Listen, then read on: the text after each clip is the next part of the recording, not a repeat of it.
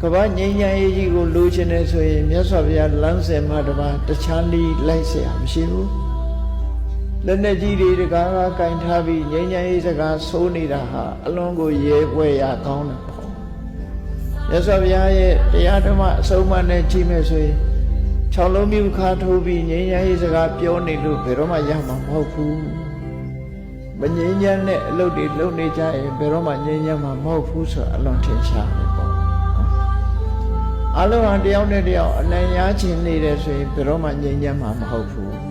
ကဘာကြီးဟာငြိမ်းချမ်းရေးမရနိုင်ဘူးယဟန်သံဃာတွေကိုတည်ပြီးဆုံးမတဲ့အခါမှာအဟန္တာဂောဝသင်္ဃာမေသဗ္ဗတောပဋိတံတရံစစ်ပွဲကိုဆင်နွှဲတဲ့ဆင်ကြီးဟာရန်သူတွေပြစ်လိုက်တဲ့မြားတန်နေလှန်ချက်တွေမြားချက်တွေဓာတရာတွေအဲ့ဒါတွေကိုအမှုမထားပဲနဲ့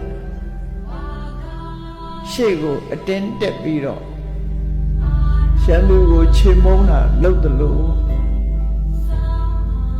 မြားတန်တွေကိုသီးမခံနိုင်လို့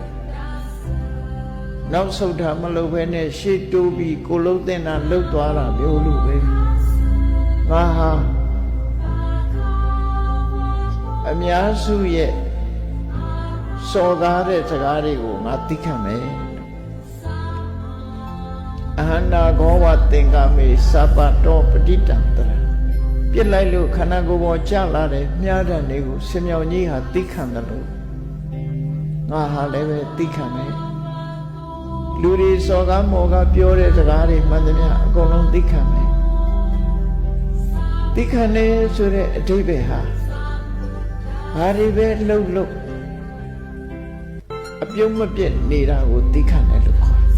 စိတ်ဆွမ်းအားတစ်မျိုးပဲသိခံလို့ဆိုဆဲနေတာကိုပြုံးနေနိုင်တယ်ဆိုတဲ့အဓိပ္ပာယ်မျိုးပဲဆဲတာကိုအတိမပြုတ်လိုက်ရင်ပြုံးလို့မရတော့အတိမမပြုတ်ဘူးဆိုလို့ရှိရင်ကိုယ့်ရင်ထဲမှာအဆဲတွေရောက်မလားအဲ့ဒါလို့မြတ်စွာဘုရားကဘာဖြစ်လို့စော်ကားတဲ့စကားတွေကိုသိခံမယ်လို့ပြောတယ်လဲဆိုရင်ဒုတိလောဟိဘောဇနော